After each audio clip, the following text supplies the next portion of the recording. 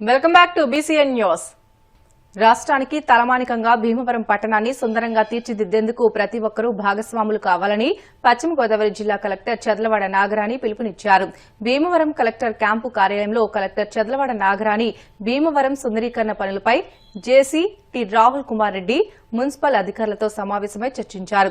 ఈ సందర్భంగా కలెక్టర్ చర్లవాడ నాగరాణి మాట్లాడుతూ భీమవరం అభివృద్దికి ప్రతి ఒక్కరూ తమ వంతు బాధ్యతగా ముందుకు రావాలని కోరారు. ఇప్పటికే ఏ ప్రాంతాల్లో ఎలాంటి అభివృద్ది కార్యక్రమాలు చేపట్టాలో ప్రణాళికలను రూపొందించినట్లు తెలిపారు.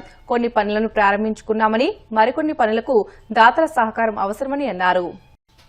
తోటి వారికి సేవ చేయాలనే తలంపుతో విద్యా బోధన చేస్తున్న ఉపాధ్యాయులు శ్రీ సాయి స్వచ్ఛంద సంస్థ పేరిట సేవా కార్యక్రమాలు చేపట్టడం అభినందనీయమని భీమడోలు ఎంపీడీఓ పద్మావతి దేవి పేర్కొన్నారు.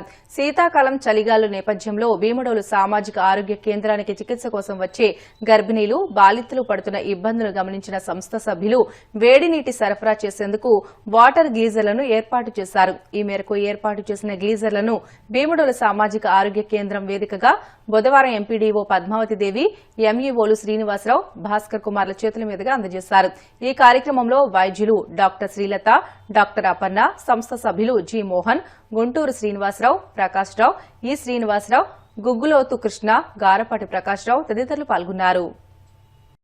ఈరోజు సాయి స్వచ్ఛంద సేవా సంస్థ ద్వారా నలుగురి ఉపాధ్యాయులు కలిపి ఎక్కడెక్కడైతే ఎవరికి ఏది నీడ్ ఉందో అనేది చూసుకుని ఆ ద్వారా అక్కడ వాళ్ళకి అవసరమైన వసతులు కల్పించే విషయంలో వాళ్ళు చాలా యాక్టివిటీస్ చేయడం జరిగింది. ఆ సందర్భంగా ఈరోజు మన సిఎస్సి హాస్పిటల్ అయినటువంటి భీమడోలు గారికి ఈ వాటర్ హీటర్స్ని వాళ్ళు సబ్మిట్ చేయడం జరుగుతుంది. డొనేషన్ చేస్తున్నారు వాళ్ళందరికీ. ఇక్కడ ఇది ఒక రకంగా చెప్పాలంటే చాలా ఆనందకరమైన విషయం. ఉద్యోగస్తులు అయ్యి ఉండి కూడా ఆ రోజు ఈ రకంగా వాళ్ళు ఇన్వాల్వ్మెంట్ అయ్యి ఎంతో కొంత సేవా దృక్పథంతో మనం సేవ చేయాలి అనే ఒక మోటివ్తో చేసిన ఈ కాన్సెప్ట్ నాకు చాలా బాగా నచ్చింది.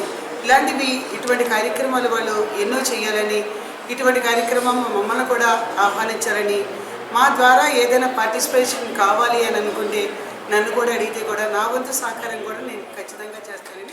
ఈ శ్రీ సాయి హెల్పింగ్ హ్యాండ్స్ సేవా సంస్థ స్థాపించి గత 2 సంవత్సరాల క్రితం స్థాపించడం జరిగింది. ఆ రోజు నుంచి ఈ రోజు వరకు కూడా ఎవరైతే విద్యా వైద్య పరంగా ఎవరైతే ఇబ్బందుల్లో ఉన్నారో వారికి సేవే లక్ష్యంగా మానవ సేవే మాధవ సేవ అనే ఒక నినాదంతో మరి సాయి హెల్పింగ్ హ్యాండ్స్ టీం అంతా కూడా పనిచేస్తున్నాము.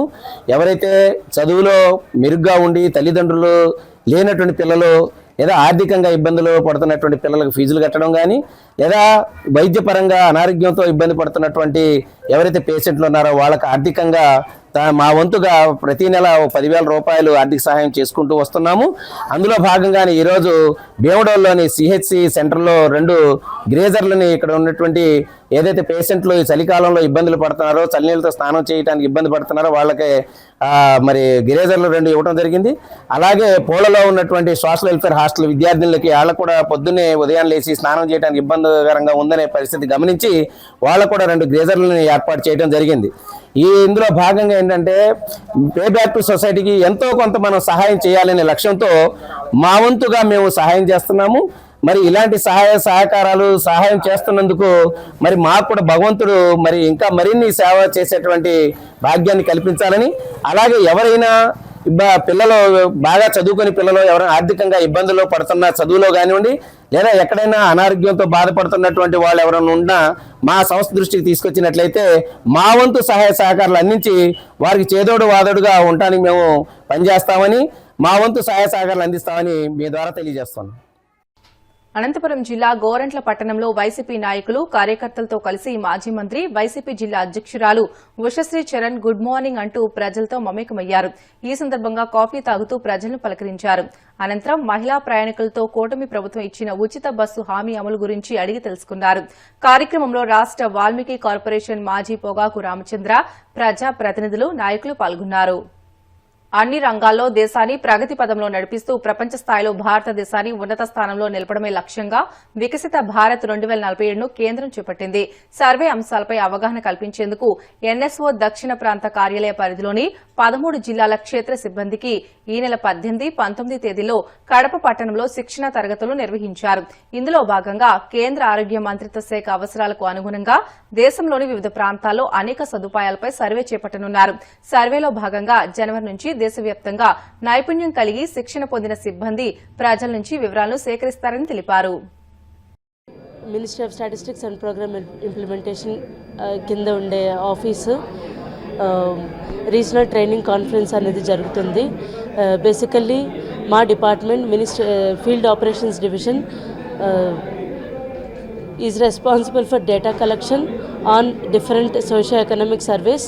సో ఈ 80th రౌండ్ అనేది ఈ డిపార్ట్మెంట్ టేకప్ చేస్తున్న సబ్జెక్ట్ వచ్చి హెల్త్ ఆస్పెక్ట్స్, ఆరోగ్యానికి సంబంధించినటువంటి షెడ్యూల్స్. సో బేసికల్లీ మా మినిస్ట్రీ ఆఫ్ స్టాటిస్టిక్స్ అనేది key primary source of data sets అనేవి మెయింటైన్ చేస్తుంది at unit level data.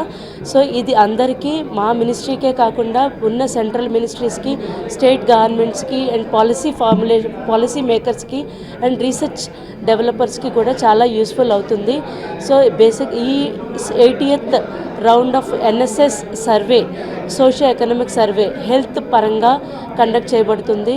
So దీంట్లో కలెక్ట్ చేసేటటువంటి ఇన్ఫర్మేషన్ దేని మీద ఉంటుంది అంటే ప్రజలు వాళ్ళ మెడికల్ ఎక్స్పెన్సెస్ మీద ఎంతవరకు స్పెండ్ చేస్తున్నారు and private facilities, public hospital facility, government hospital facilities నుంచి ప్రైవేట్ హాస్పిటల్ ఫెసిలిటీస్ ఎలా అవైల్ చేసుకుంటున్నారు అండ్ ఈ హెల్త్ సెక్టర్ ఆర్గనైజేషన్స్ అనేవి ఎలా అప్రోచబుల్ ఉన్నాయి ప్రజలందరికీ కూడా.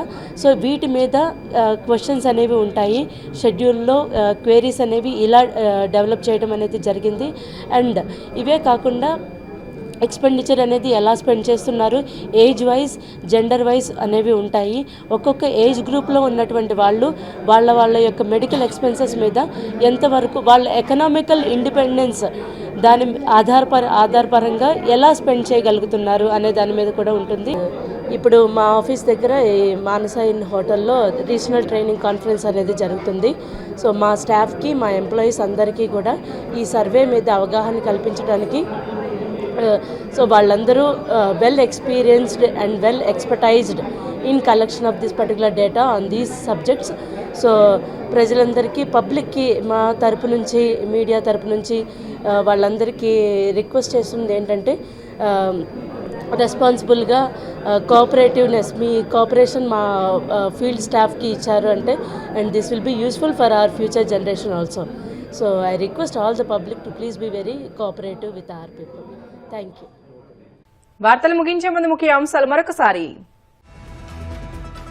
దేశానికి పేరు తెచ్చేలా నేటి యువత క్రీడల్లో రాణించాలి, యువతకు పిలుపునిచ్చిన నర్సాపురం ఆర్డీఓ దాసిరాజు.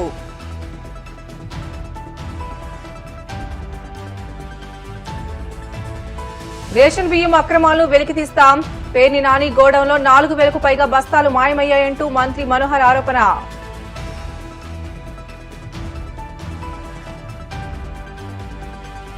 పెంచిన విద్యుత్ ఛార్జీలను, ట్రూ ఆఫ్ ఛార్జీలను తగ్గించండి, జంగారెడ్డిగూడెంలో ధర్నా చేపట్టిన సిపిఎం నాయకులు.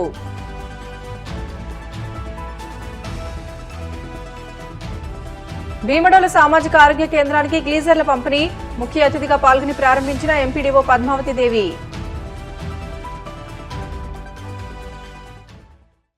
ఇవి ఇప్పటివరకు బులెటిన్లోని అప్డేట్స్. మరిన్ని వార్తల కోసం BCN digital YouTube channel, Facebook పేజీని ఫాలో అవ్వండి. అప్డేట్ వార్తల కోసం ప్లీజ్ డూ సబ్స్క్రైబ్.